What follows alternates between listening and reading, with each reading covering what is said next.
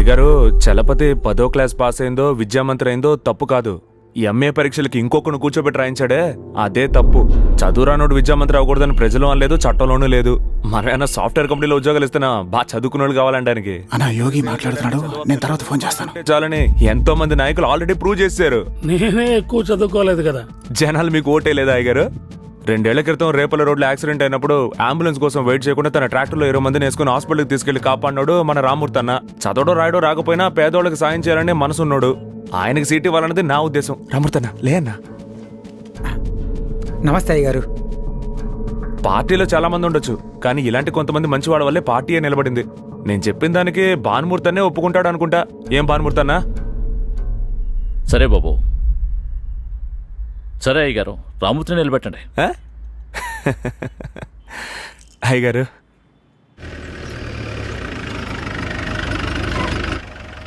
వదినా నేను వస్తున్నానని చెప్పాను కదా. కొడతానే ఉంటే ఏంటి అర్థం? అటెండ్ చేయకపోతే ఏదో ముఖ్యమైన పని అని అర్థం చేసుకోవద్దా నువ్వు? 13 సార్లు చేశాను కదా, ముఖ్యమైన విషయమని నువ్వు అర్థం చేసుకోవద్దా? సరే కోప్పడుకో. ఎమ్మెల్యే క్యాండిడేట్ సెలక్షన్ సారే సెలెక్ట్ చేస్తాడు, తెలుసు కదా. ఎవరిని నిలబెడితే ఎలా గెలుస్తారని పాయింట్ గా చెప్పగానే అయ్యగారే అద్దరిపోయారు.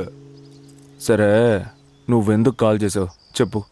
నీకిది పెద్ద విషయం కాకపోవచ్చు, ఈ ఎలక్షన్లో పార్టీ ఎమ్మెల్యే క్యాండిడేట్ నేనే. ఏంటి నువ్వనేది నిజంగానా? అది మాత్రమే కాదు, ఎలక్షన్ పూర్తయ్యే వరకు నేనే జిల్లా కార్యదర్శిని. నిజంగానా? ఎలా జిల్లా కార్యదర్శి పోస్ట్ నీకిచ్చారు? ఆ అర్హత నాకు లేదంటావా? ఏం లేదు, పార్టీలో చాలా మంది సీనియర్స్ ఉంటారు కదా. అదంతా నీ పార్టీలోనే, నా దాంట్లో సమర్థులకే మర్యాద. నిన్ను వాళ్ళలా వాడుకుంటున్నారో చూడు. మూసుకున్న పార్టీకి వచ్చేయమంటే వినవు కదా. ఇలా చూడు, మా పార్టీలో ఎవరికి ఎప్పుడు ఏది ఇవ్వాలో మా అయ్య గారికి తెలుసు. మీ మినిస్టర్ కేసులో ఎరుకొని అవమానపడ్డాడని కోపంతో అధ్యక్షుడు ఆ పోస్టింగ్లన్నీ నీకు ఇచ్చేశాడు అంతే. ఏమైనా ఇచ్చారు కదా, దానికి నువ్వు సంతోషపడవా? అయ్యో నాకు పిచ్చ సంతోషంగా ఉంది. రైట్ రైట్, ఎమ్మెల్యే క్యాండిడేట్ అయిపోయావు, జిల్లా కార్యదర్శి కూడా. నాకంటే పెద్ద పోస్టింగ్లకి వెళ్ళిపోయావు.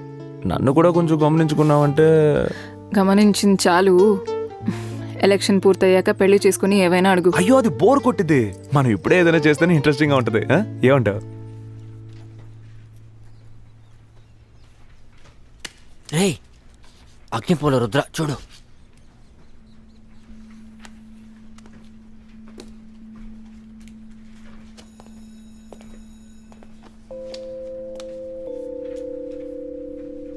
మీ కన్నవాళ్ళు మిమ్మల్ని ఎంతో కష్టపడి చదివిస్తున్నారు.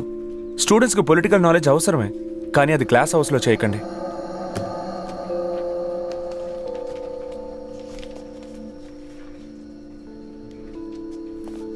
క్లాస్ని గమనించండి.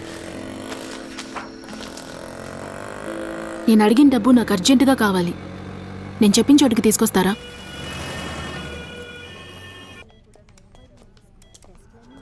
ఈ పాప కోసమే డబ్బు అడిగాను. తన పేరు రేవతి. చక్కగా డ్రాయింగ్ వేయగలదు, బాగా తెలివైంది. కానీ ఇంకా ఎన్ని రోజులు ప్రాణాలతో ఉండగలదో నాకు తెలీదు. ఎందుకని పైసా లెక్క పెడుతూ కూడబెడుతున్నానని అడిగారు కదా, ఇక్కడున్న మా ఊరి వాళ్ల కోసమే. మాలతి అక్కా, ఏమైంది? డాక్టర్ గారికి డబ్బులు ఇచ్చేశాను మావయ్య. రేవతికి ఈరోజు డయాలసిస్ చేస్తానని చెప్పారు. ఇది మా అక్క, ఈయన వాళ్ళ మావగారు. నమస్తే బాబు. ఒక ఊరంతా రోగులంటే ఎవరు కారణం? దేవుడో విధిరాతో కాదు, మా ఊళ్ళో ఉన్న మెర్క్యూరీ ఫ్యాక్టరీయే ఈ దారుణానికి కారణం. ఆ ఫ్యాక్టరీని ఎప్పుడో మూసారు కదా. గేట్లు మాత్రమే మూశారు, లోపలున్న పాదరసం వ్యర్థాలని అక్కడే పూడ్చిపెట్టారు. చూడ్డానికి మిలమిల్లాడుతూ అందంగా ఉండే పాదరసం ప్రపంచంలోని అతి భయంకరమైన విషయాల్లో రెండోది బాబు. మట్టిలో కప్పెట్టిన కొద్ది రోజులకి మామూలు పాదరసం మీథేన్ పాదరసంగా మారి కాలకూట విషమవుతుంది. మట్టిలో పెరిగే కాయగూరలు, నీళ్లలో తిరిగే చేపలు, వీటన్నిటినీ తినే మనుషులతో సహా అందర్నీ కొంచెం కొంచెంగా బలి తీసుకుంటోంది బాబు. ఫ్యాక్టరీ చుట్టూ 25 కిలోమీటర్ల వరకు విషం వ్యాపించింది. ఇంత ప్రమాదకరమైన విషయాన్ని ఎందుకు ఇంకా గవర్నమెంట్ నాలెడ్జ్కి తీసుకెళ్లకుండా దాచిపెట్టారు? తీసుకెళ్లకుండా ఉంటామా బాబు?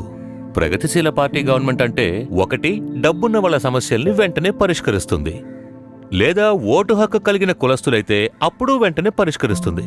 మేం మైనారిటీ అన్న గుర్తింపు కూడా లేని కొండజాతి మనుషులం. సాయం చేయడానికి మాకెవరున్నారు? ఏంటండి అన్యాయంగా ఉంది? అపోజిషన్తో కలిసి పోరాడొచ్చుగా.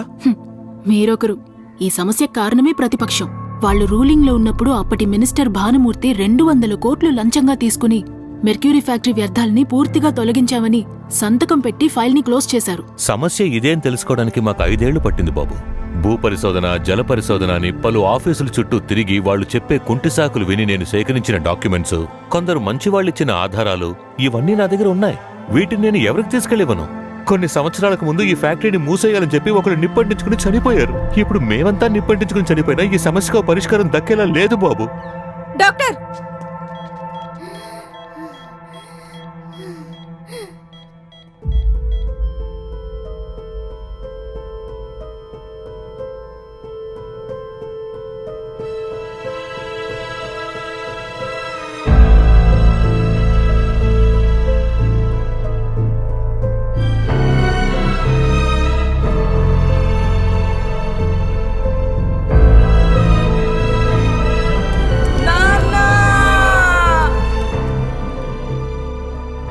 ఫ్యాక్టరీ మూతపడినా అందులో ఉన్న వ్యర్థాలు ఇంకా తొలగించబడలేదు. కానీ ఎక్స్ మినిస్టర్ భానుమూర్తి వ్యర్థాలని తొలగించామని ఆయన లెటరేట్లో ఆయనే స్వయంగా రాసి సంతకం పెట్టారు. ఆ తర్వాత సమాచార హక్కు చట్టం ద్వారా అడిగితే ఫ్యాక్టరీ తరఫున ఇచ్చిన ఆధారాలను బట్టి వ్యర్థాలు ఇంకా తొలగించబడలేదని సమాధానం పంపారు.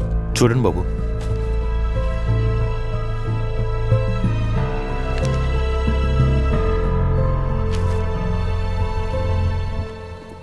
యోగి, నీ కోపం నాకు అర్థమైంది. కానీ వేదిక రాజకీయం వేరు, వెనక రాజకీయం వేరు.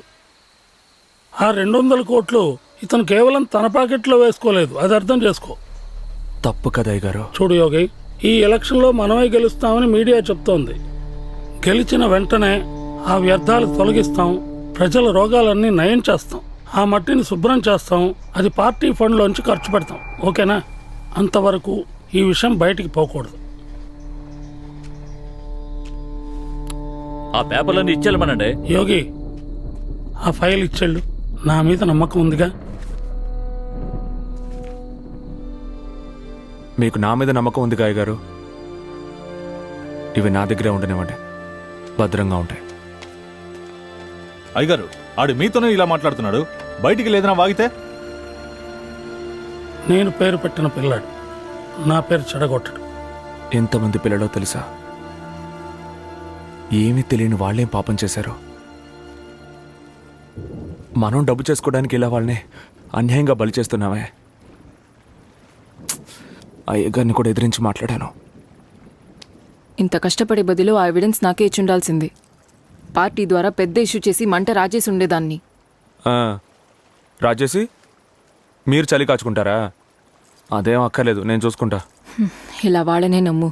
రేపల్లె పాదరస వ్యర్థాలని పూర్తిగా తొలగించామని చెప్పి ప్రజల్ని మోసం చేసి యాజమాన్యానికి అనుకూలంగా మాజీ మంత్రి భానుమూర్తి డబ్బులు తీసుకొని సంతకం పెట్టాడు. కానీ ఆ వ్యర్థాలు ఇంకా అక్కడే ఉన్నాయి. దీనికి ఆధారాల్ని నేను త్వరలో బయట పెడతాను.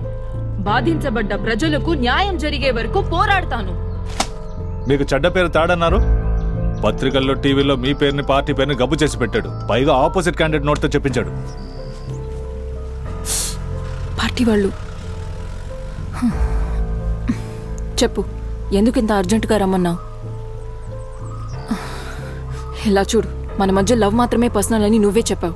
పార్టీ స్టేజ్ మీద నా తప్పు నువ్వు చెప్పడం, నీ తప్పు నేను చెప్పడం ఎప్పుడు జరిగేదేగా.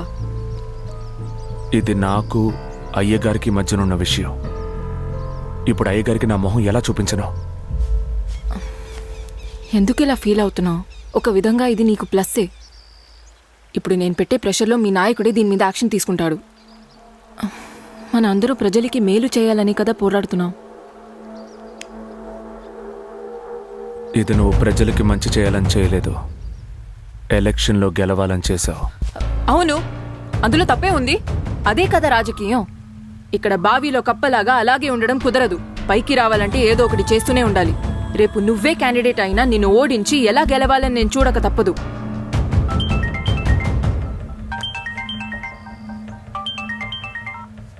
అన్నా చెప్పన్నా. నువ్వెక్కడున్నావు? వెంటనే పార్టీ ఆఫీస్కి రా. సరే అన్నా.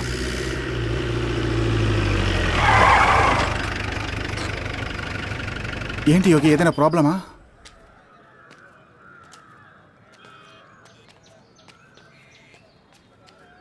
నేను నీకంత చెప్పినా ఎందుకు ఇలా చేశావు? అయ్యగారు నేను కావాలని ఏం చేయలేదు అయ్యగారు.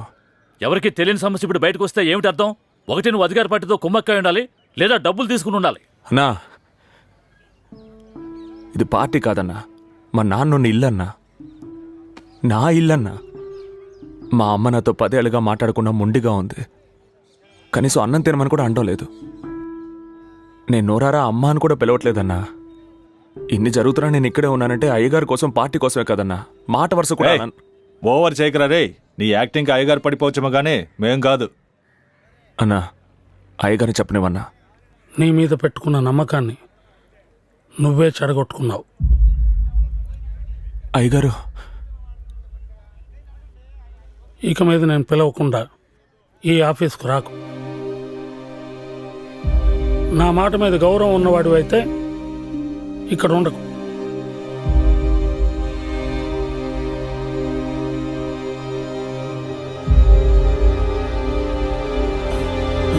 యోగి అన్నా, ఈ యోగి ఎలాంటి వాడు?